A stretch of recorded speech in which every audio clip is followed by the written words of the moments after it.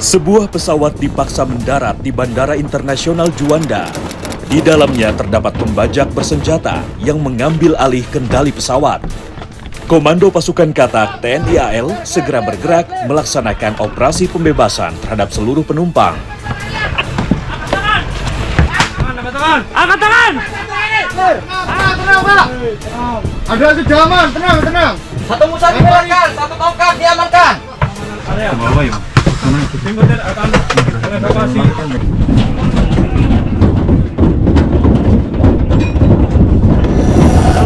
Tuh, jalan. Amankan. Berdiri. Ayo, Pak. Kereta, terus. Skenario yang digelar oleh Koarmada 2 ini merupakan gambaran dari kesiapsiagaan prajurit Kopaska dalam menghadapi ancaman. Situasi ini pun juga terlihat saat KRI Kerambit 627 menangkap kapal bermuatan narkoba di Laut Kepulauan Riau. Pada 5 Agustus 2026, KRI Kerambit 627 sedang melakukan pencarian terhadap kapal Vessel of Interest MV Kingsan yang diduga bermuatan narkotika.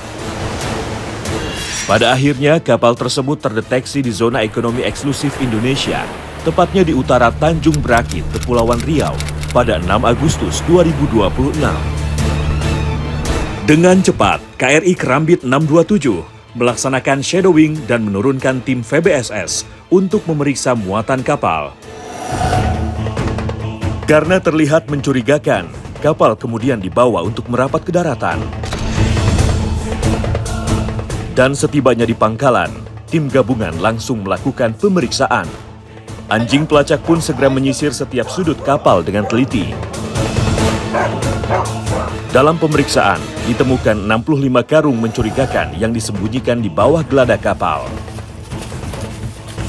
15, 16, 17, 18.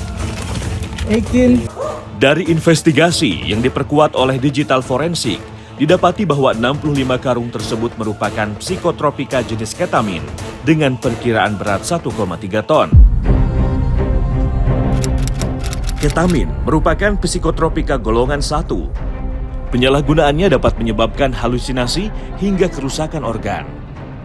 Barang bukti tersebut diperkirakan memiliki nilai ekonomis sekitar 2,6 hingga 4,5 triliun rupiah. Dan yang paling terpenting, TNI Angkatan Laut berhasil menjaga sekitar 13 juta jiwa dari penyalahgunaan obat terlarang. Barang bukti tersebut kemudian dimusnahkan agar tidak ada lagi celah untuk bisa beredar di wilayah Indonesia. Kita membuktikan pada masyarakat bahwa kita serius. Jadi betul-betul semua aparat yang terlibat serius ya, memutuskan untuk segera dimusnahkan. Karena kalau tidak dimusnahkan segera, kita khawatir ada kejadian-kejadian yang tidak kita inginkan.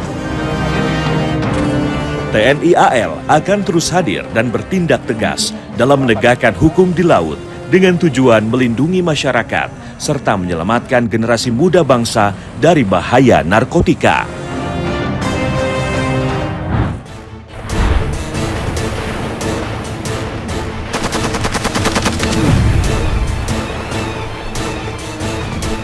Keberhasilan TNI Angkatan Laut dalam menggagalkan penyelundupan narkoba di laut lepas merupakan bukti kesiapan tempur dan respons prajurit.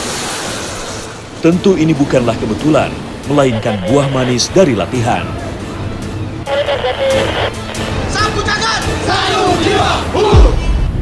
Dari pesisir Dabo Singkep, Kepulauan Riau, ribuan prajurit TNI AL bersama seluruh unsur militer berlatih dalam satu komando. Setiap strategi, penyerangan, dan dentuman senjata punya satu tujuan, yaitu memastikan masyarakat aman dari berbagai ancaman. Selain itu, latihan keras hari ini juga bertujuan agar nelayan bisa melaut dengan tenang. Jalur perdagangan laut tetap berputar, dan anak-anak bisa belajar serta tumbuh tanpa rasa takut. Karena keamanan negara adalah fondasi, dan TNI Angkatan Laut terus berlatih tanpa lelah untuk memastikan Laut Indonesia tetap menjadi benteng yang kokoh dan aman bagi seluruh rakyat. Daratkan pasukan pendarat dengan masif. Latihan yang dilaksanakan pada 5 Agustus 2026 ini, masing-masing matra, yaitu darat, laut, dan udara, menampilkan kemampuan terbaiknya dalam tempur perisai Trisula Nusantara. Dalam simulasi tersebut, berbagai alutsista dikerahkan, termasuk drone kamikaze AKM KI-50 buatan dalam negeri, serta penembakan rudal C-705 dari KRI Sampari 622. Dan tinjau dari kesiapan tempur, alutsista yang kita miliki harus benar-benar siap digunakan. KRI, kapal selam, pesawat udara, material tempur marinir, persenjataan, pangkalan, dan personel harus berada dalam tingkat kesiapan yang tinggi. Seluruh rangkaian latihan ini dirancang untuk meningkatkan kesiapan tempur serta kemampuan operasi gabungan dalam menghadapi ancaman modern. Ancaman yang dihadapi juga ini tidak lagi nyata bersifat konvensional, tetapi berkembang menjadi ancaman hibrida, kemudian asimetris, seperti terorisme, perang informasi, dan lain-lain. Nah, dari situlah kita harus segera menyesuaikan. Karena kalau kita tidak menyesuaikan, kita akan ketinggalan jauh.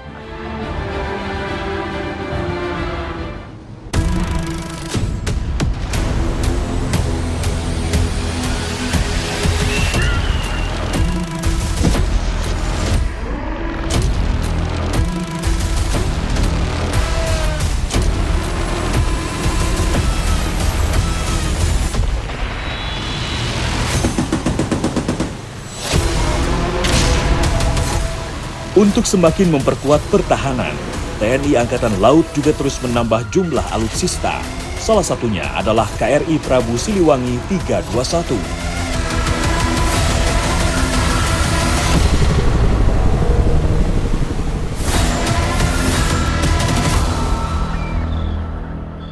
Seluruh prajurit Selasena Pengawak KRI Prabu Siliwangi 321 mengucapkan terima kasih dan merupakan kehormatan bagi kami disambut pertama kali di perairan wilayah Indonesia oleh prajurit KRI Frans KICEPO 368. Maret 2026, sebuah kapal bernomor 321 melintas gagah melewati perairan Indonesia. Ya, KRI Prabu Siliwangi, kapal terbaru milik TNI Angkatan Laut, akhirnya tiba di tanah air. Perjalanan panjangnya melintasi Samudra Atlantik dan Hindia selama 44 hari, akhirnya berhasil dituntaskan. KRI Prabu Siliwangi 321 siap bergabung dalam jajaran prajurit Satuan Kapal Eskorta Koarmada 2 Tanggua Aju Manggala Yuda Charles Reva Jaya Mai.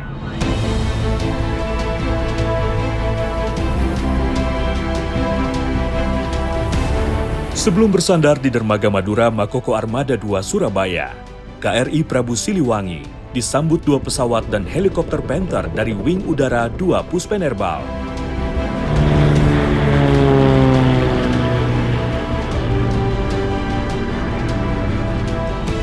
Bentangan asap merah dan putih menjadi tanda bahwa kapal tempur terbaru ini siap memperkuat kedaulatan tanah air Republik Indonesia karena merdeka adalah harga mati. Kapal perang KRI Prabu Siliwangi ini akan memperkuat kekuatan utama yang akan dimiliki oleh TNI Angkatan Laut untuk menjaga kedaulatan perairan wilayah Republik Indonesia, kemudian menegakkan supremasi hukum, keamanan wilayah maritim di wilayah Indonesia.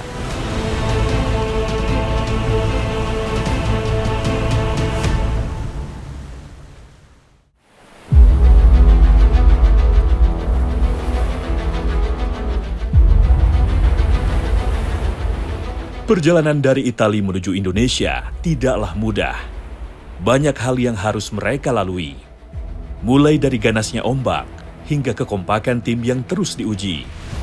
Selamat pagi. Hai, hai, hai, luar biasa. KRI Prabu Siliwangi 321. 1, 2, 3, 2, 1. Navy, number 1. Yes.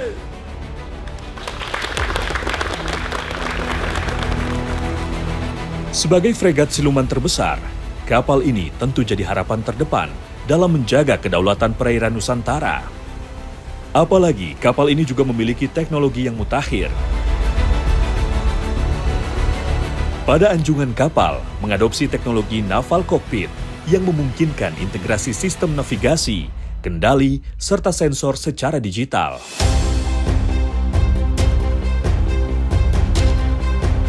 Selain itu, KRI Prabu Siliwangi 321 dilengkapi juga dengan sistem sensor dan radar kelas atas. Salah satunya untuk pertempuran 4 dimensi, yaitu udara, permukaan, bawah laut, dan elektronika. Dari sistem persenjataan, kapal ini juga tak kalah hebat. KRI Prabu Siliwangi dilengkapi dengan meriam kaliber 127 mm dan meriam anti pesawat 76 mm. Meriam ini memiliki jangkauan yang lebih jauh dibanding meriam-meriam di bawah kaliber 100 mm yang selama ini sudah dimiliki oleh TNI Angkatan Laut. Dan tentunya kemampuan untuk menghancurkan yang lebih tinggi. Mesin yang digunakan pun sangat bertenaga, membuat KRI Prabu Siliwangi mampu menjalankan operasi senyap karena dapat menghindari deteksi sonar musuh. KRI Prabu Siliwangi bukan hanya sekedar kapal, melainkan simbol baru penjaga kedaulatan bangsa demi mewujudkan Indonesia yang adil dan makmur. KRI menjadi unsur utama yang hadir langsung di laut untuk melaksanakan patroli, pengawasan, kemudian penindakan, serta menjaga kedaulatan yurisdiksi nasional.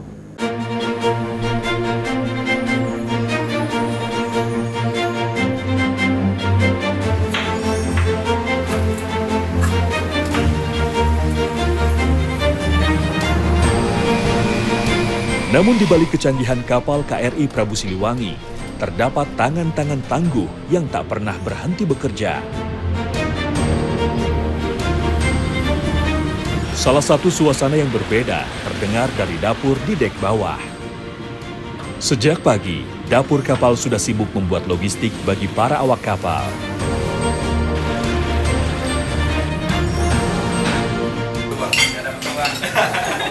Bagi para awak KRI Prabu Siliwangi, kebersamaan seperti ini bukan sekadar pelengkap perjalanan, melainkan kekuatan tambahan untuk membakar semangat agar tetap menyala.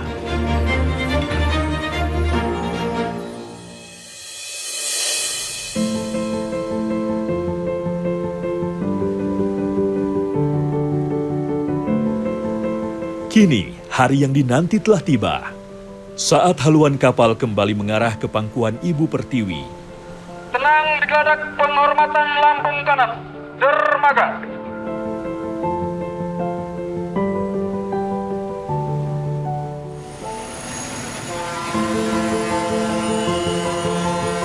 Kerinduan yang selama ini tersimpan seakan tumpah. Di dermaga sudah nampak keluarga tercinta yang sudah setia menunggu. 3, 2, 1. Alhamdulillah sangat bahagia Mas selama 5 bulan ditinggalkan di Itali. Alhamdulillah bisa berkumpul kembali keluarga. Setelah itu melepas rindu dengan keluarga. Gimana Pak? Kangen sekali rasanya.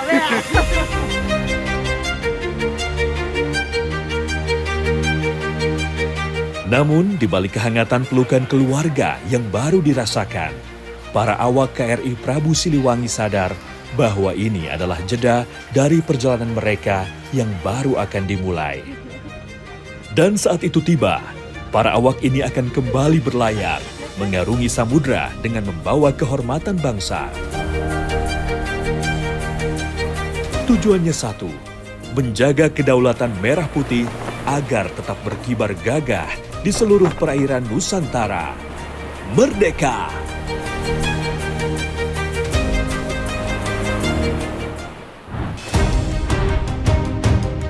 Shani, this is Gusti.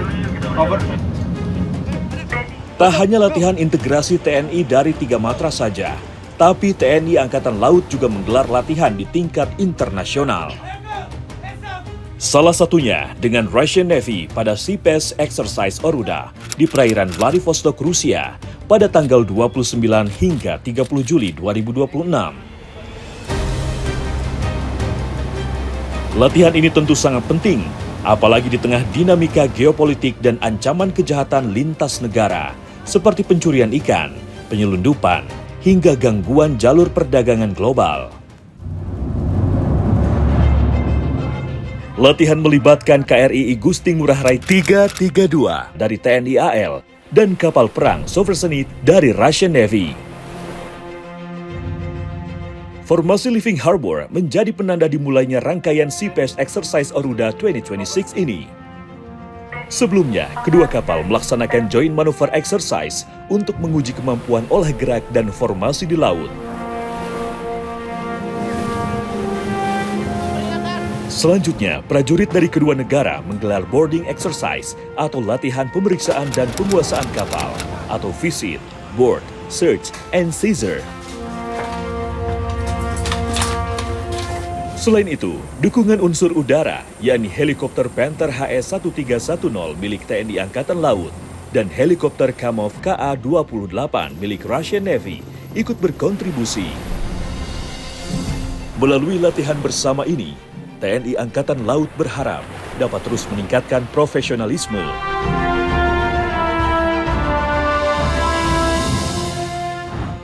Saya Panglima Tentara Nasional Indonesia, Jenderal TNI Agus Subianto, atas nama seluruh keluarga besar TNI mengucapkan Dirgahayu Republik Indonesia, TNI senantiasa berdiri di garda terdepan, menjaga kedaulatan, keutuhan NKRI, serta siap menghadapi setiap ancaman untuk membangun Indonesia yang berdaulat, adil, dan makmur.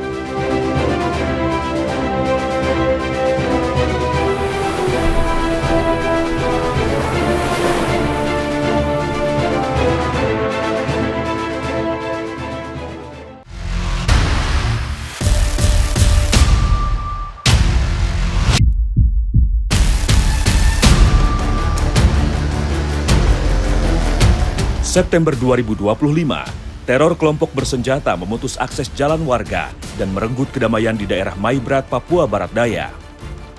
Dalam kondisi kritis ini, Baret Ungu bergerak cepat. Prajurit petarung Yonif 10 Marinir yang tergabung dalam Satgas Pamtas RI PNG Mobile Gobang 4 resmi dikerahkan ke medan operasi. Dalam melakukan operasi ini tidaklah mudah. Selain ancaman yang terus mengintai, medan yang dilalui pun sangat sulit. Di pikiran saya ya hanya siaga, waspada, dan selalu berhati-hati, khususnya kami dalam operasi Badai Kasuari 2, itu kami setar di malam hari, melewati rintangan sungai yang deras, membawa LCR atau perahu karet. Sesampainya di sana kami berjalan kurang lebih hampir puluhan kilo. Pengintaian dilakukan tak hanya melalui darat saja, tapi juga menggunakan teknologi drone.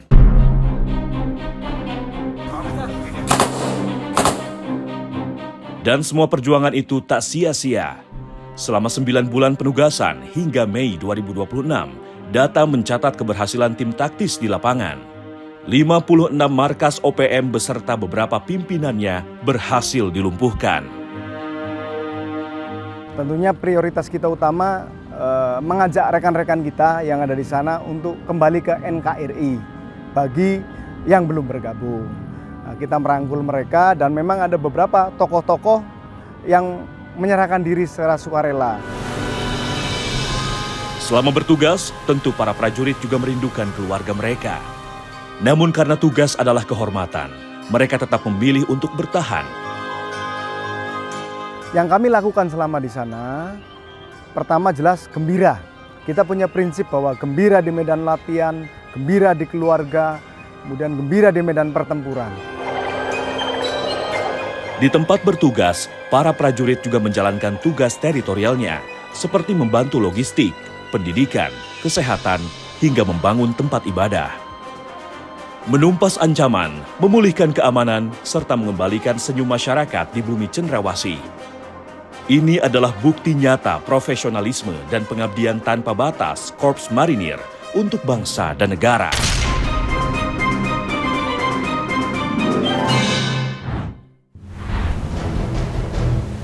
Kesiapan tempur luar biasa yang dilakukan oleh anggota marinir ini merupakan buah dari penempaan panjang dalam latihan-latihan khusus. Sampai pada akhirnya, pasukan ini mampu menjalankan misi kemanusiaan dan pengamanan dengan profesional dan terukur. Mereka adalah pasukan pendarat yang dilatih untuk bertempur dari laut ke darat, mengamankan wilayah pantai, menjaga pulau-pulau terluar, serta siap menjalankan berbagai operasi militer maupun misi kemanusiaan. Negara kita adalah negara kepulauan terbesar kedua di dunia. Artinya bentangan pantai yang cukup luas ini, Korps Marinir dalam tugas pokoknya menjaga pulau-pulau terluar strategis. Di sana jangankan orang, binatang pun tidak ada. Tapi Korps Marinir enjoy melaksanakan tugas demi tegaknya merah putih. Setiap prajurit marinir pada dasarnya adalah prajurit infanteri. Mereka dibekali kemampuan bertempur di darat, melaksanakan pendaratan amfibi dari laut ke pantai, serta menjalankan berbagai operasi militer di beragam medan dan situasi. Sebagai pasukan pendarat, mereka didukung berbagai kendaraan tempur amfibi yang mampu bergerak di laut maupun di darat. Kesiapan tempur ini menjadi salah satu kekuatan utama Korps Marinir dalam menjalankan setiap operasi. Dimanapun ombak membawa tugas, dimanapun merah putih harus dijaga. Prajurit Korps Marinir akan selalu siap berdiri di garis terdepan. Mereka siap ditempatkan di wilayah yang rawan terhadap ancaman. Salah satunya adalah Papua. Anggota marinir tak hanya berprestasi dalam hal operasi saja, tapi juga bisa berprestasi dalam olahraga. Salah satunya adalah Praka Marinir Sedil Tapilon Nubatonis, seorang prajurit detasemen intai para amfibi 1 Marinir yang telah banyak menorehkan prestasi gemilang di tingkat nasional maupun internasional. Atlet dari cabang olahraga triathlon ini tentu mendapat dukungan penuh dari kesatuannya, sehingga ia bisa maksimal dalam latihan. Saya keluar negeri berlomba bukan hanya membawa nama pribadi, tapi saya membawa nama besar kesatuan saya, TNI Angkatan Laut, dan terkhususnya Korps Marinir. Jadi itu adalah dorongan motivasi yang sangat besar untuk saya harus buktikan, dan saya harus mampu, saya harus mendapatkan juara di perlombaan kala itu. Pilon Nubatonis bukan sekadar atlet, tapi ia adalah simbol ketangguhan, kerja keras, dan dedikasi tanpa henti. Tak hanya berprestasi di cabang olahraga triathlon saja, nama TNI Angkatan Laut juga berkibar di cabang olahraga dayung melalui kowalnya. Serka Kowal Ririn Puji Astuti telah membuktikan seragam dan prestasi bisa berjalan bersama. Di sela tugasnya sebagai prajurit Kolin Lamil, Ririn terus mengayuh dayung hingga di SEA Games Thailand 2025. Mendapatkan 2 emas, 2 perak, medali yang saya pakai ini. Saya mendapatkan pangkat baru, Letda ini. Di balik setiap kayuhan, ada doa orang tua, dukungan suami, dan senyum sang anak yang menjadi semangatnya tetap menyala. Makasih buat ibu sama bapak karena supportnya, karena pengorbanannya. Ibu, bapak, matur suwun nggih. Kula saged jadi kowal, jadi atlet internasional berkat bantuan bapak dan ibu. Ririn membuktikan prajurit wanita bukan hanya kuat menjalankan tugas, tetapi juga mampu mengharumkan nama Indonesia.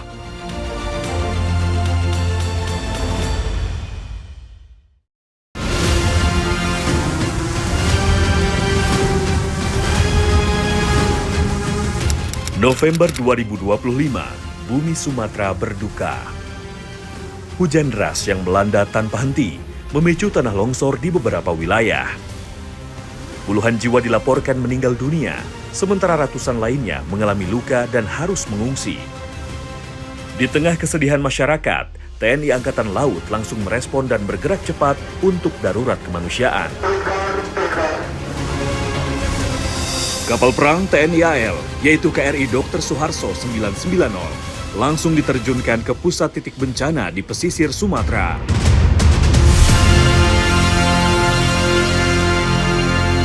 Siap, ada, semangat!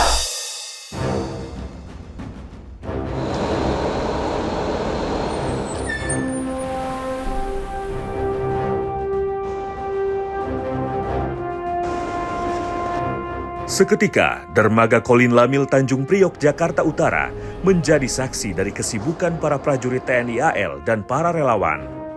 Puluhan bantuan segera dipersiapkan untuk loading ke dalam kapal, mulai dari perlengkapan medis, makanan, hingga alat berat untuk penanganan bencana.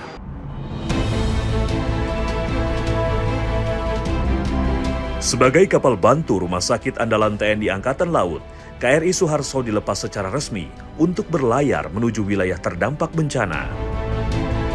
Kapal ini dilengkapi dengan fasilitas medis setara rumah sakit tipe B, mulai dari ruang operasi, unit perawatan intensif, hingga ratusan tempat tidur untuk rawat inap.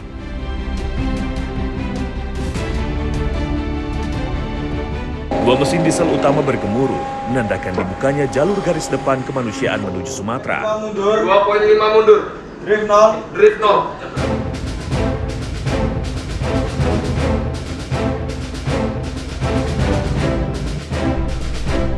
Dengan gagahnya, KRI Suharto 990 menembus riak gelombang dan angin kencang di samudra. Di dalamnya terdapat 9 personel dari Departemen Kesehatan KRI, 80 prajurit pilihan, serta para relawan. Di tengah perjalanan daerah Selat Sunda, tim Air Deck Hand siap dalam posisi penuh, memandu helikopter penerbal milik TNI AL untuk mendarat. Tentu ini bukanlah hal yang mudah. Dibutuhkan skill dan presisi tinggi, apalagi semua dilakukan saat kapal sedang berlayar. Di balik kemudi burung besi ini, terdapat pilot dan awak helikopter yang tak pernah absen di setiap pelayaran. Oke, tantangan yang saya hadapi pada saat melaksanakan pendaratan di geladak heli, khususnya di KRI, kita harus mengetahui cuaca dulu terlebih dahulu pertama. Dan angin sebenarnya pada saat kapal melaksanakan linla juga perlu dipertimbangkan, sehingga harapannya agar heli dapat landing secara maksimal dan aman.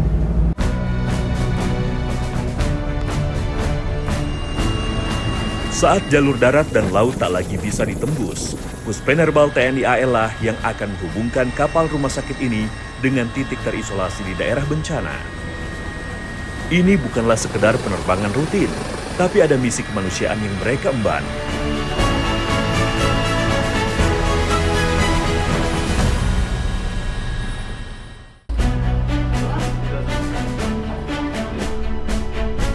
Di balik kegagahan kapal rumah sakit ini, terdapat pusat kendali yang tak pernah tidur. Disinilah denyut nadi pelayaran ditentukan. Tim navigasi dengan cermat memantau koordinat, membaca arah angin, serta memperhitungkan dinamika cuaca. Namun ada satu yang menarik perhatian. Ada seorang Sri Kandi laut, yaitu Kowal Prita, yang diberi kepercayaan untuk memegang peranan vital di anjungan kapal.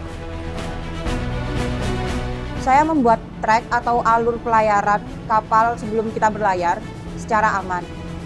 Dan untuk keseharian selama pelayaran saya mengawali ECDIS seperti peta elektronik di kapal. Dengan ketelitian dan fokus tinggi, ia memperhitungkan arah angin, arus, serta potensi bahaya.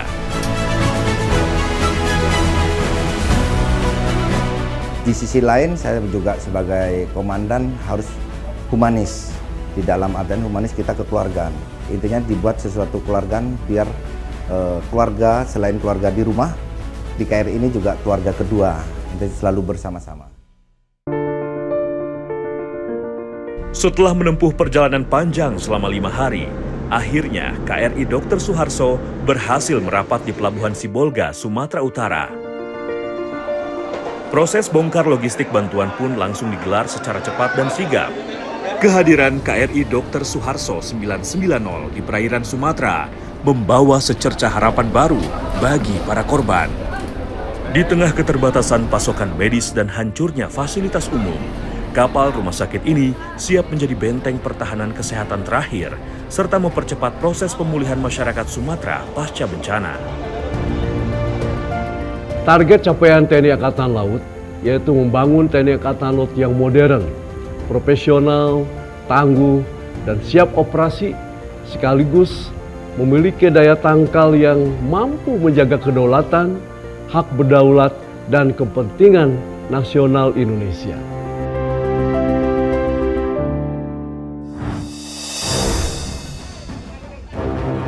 Misi penyelamatan tak hanya sebatas pada bencana alam saja, tapi juga pada evakuasi korban yang berada di laut. Kesigapan TNI Angkatan Laut dalam respon tugas sangatlah cepat. Seperti pada kasus tenggelamnya wisatawan asal Tiongkok di perairan Pulau Kelor, Kecamatan Komodo, Kabupaten Manggarai Barat pada 15 Juli 2026.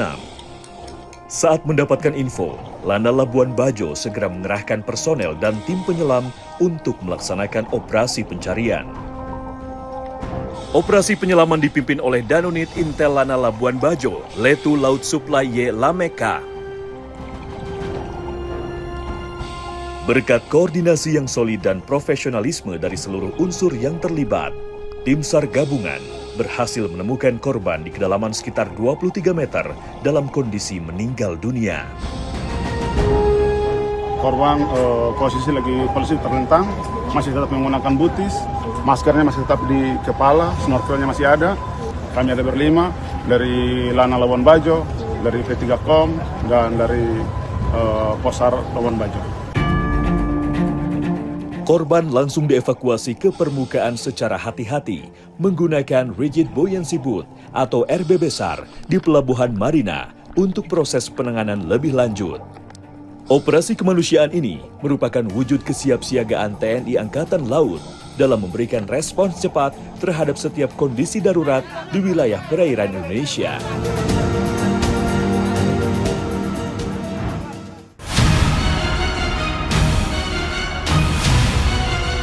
Keahlian menyelam yang dimiliki oleh TNI Angkatan Laut tentu tidak datang begitu saja. Semua sudah melalui proses latihan yang begitu ketat, terutama bagi pasukan-pasukan elit.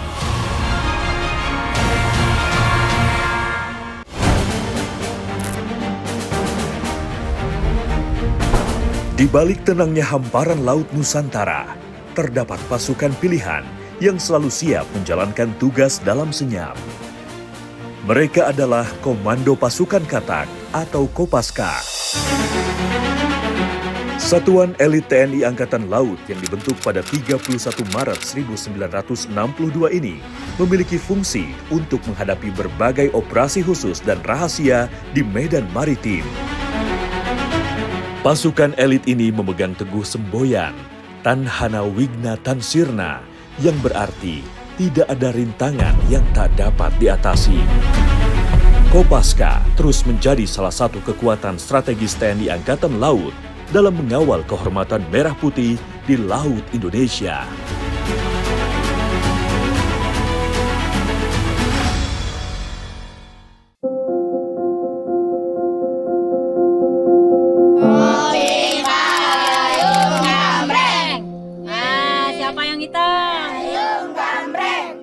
Siapa sangka, di Lampung ada sosok perempuan Jala Senastri yang mendedikasikan dirinya untuk dunia pendidikan.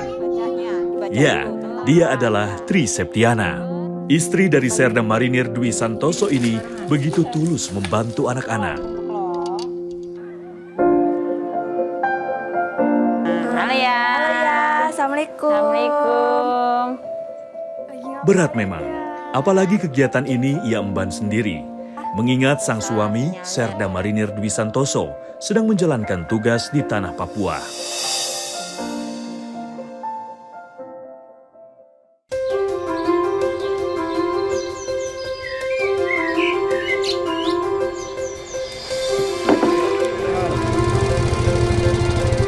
Butuh waktu sekitar 20 menit untuk menuju pulau tempatnya mengajar di Desa Gebang, Kecamatan Teluk Pandan, Kabupaten Pesawaran, Lampung. Tiba di Pulau Tegal, suasana pun berubah. Sejumlah siswa didikan Ana langsung menyambut kedatangan sang ibu guru dengan gembira.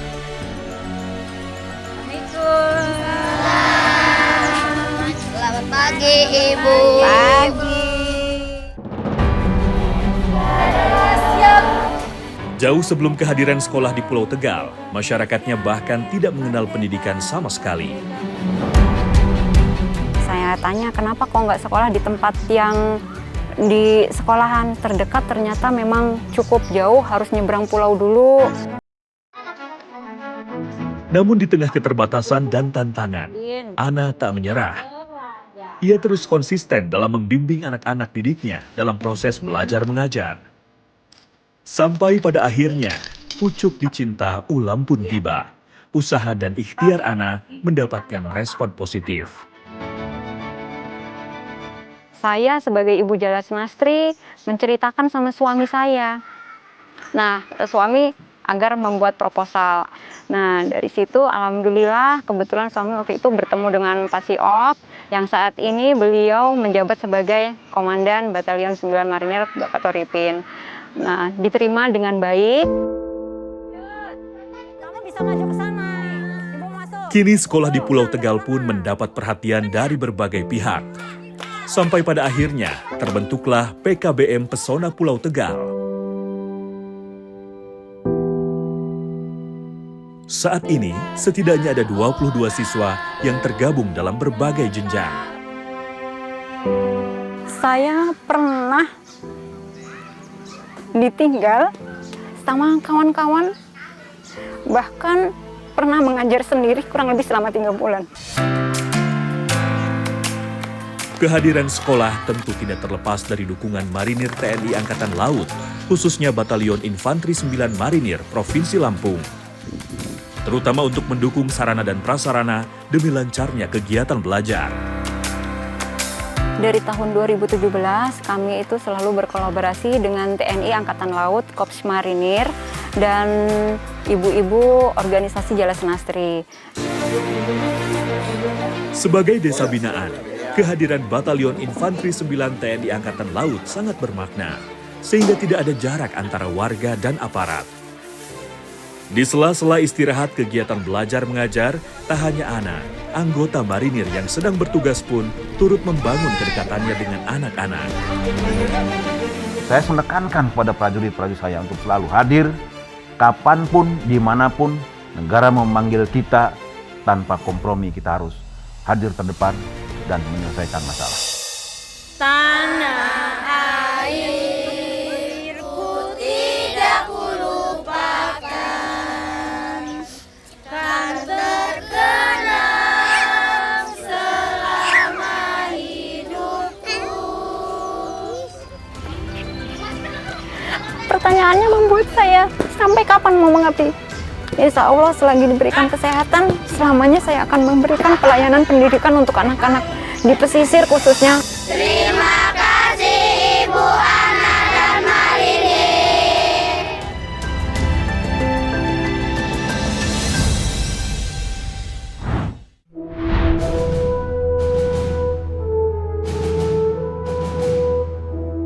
Pendidikan memang merupakan fondasi utama dalam membentuk karakter dan kedisiplinan seseorang. Tak terkecuali bagi mereka yang akan mengabdi pada negara, yang dalam hal ini menjadi prajurit TNI Angkatan Laut. Kegiatan yang paling dasar para taruna ini lakukan adalah berlayar sambil mengemban 2 misi, yaitu latihan praktek Kartika Jalakrida dan Muhibah Diplomasi Maritim Duta Bangsa. Seperti yang dilakukan oleh KRI Bima Suci selama 124 hari kemarin.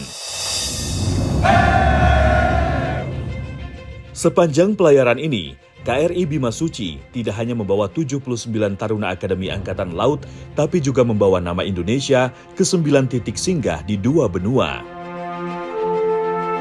KRI Bima Suci memulai pelayaran dari Surabaya, mengawali misi diplomasi maritim Kartika Jalakrida 2026. Belawan, Medan, 5 April 2026. Di Belawan, Taruna AAL disambut sebagai duta bangsa, memperkuat persahabatan di bumi pertiwi sebelum melangkah ke negeri seberang. Tak hanya dalam negeri, KRI Bima Suci bersama para taruna juga bertolak ke beberapa negara sahabat. Negara yang mereka kunjungi adalah Sri Lanka, Vietnam, Cina, Korea Selatan, Rusia, Jepang, hingga Filipina. Selain mempererat hubungan bilateral, KRI Bima Suci juga mengemban tugas mengenalkan budaya Indonesia ke kancah internasional. Setelah melintasi beberapa negara, KRI Bima Suci akan singgah terlebih dahulu di daerah Bitung, Sulawesi Utara, sebelum akhirnya berlabuh di Surabaya. Kartika Jalakrida bukan sekadar pelayaran. Ini adalah perjalanan membentuk karakter, tempat ilmu diuji, kepemimpinan ditempa, dan masa depan para perwira TNI Angkatan Laut disiapkan. Hai prajurit Jalasena! Tunjukkan aksimu! Jaya! Beba! Jaya! Mari! Hei! Jaya! Beba! Jaya! Mari!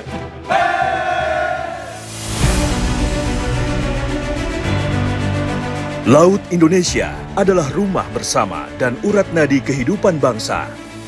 Di batas bahari ini, para prajurit TNI Angkatan Laut mengabdi untuk menjaga setiap jengkal kedaulatan demi Indonesia yang adil dan makmur. Dirgahayu Republik Indonesia ke-81, Merdeka!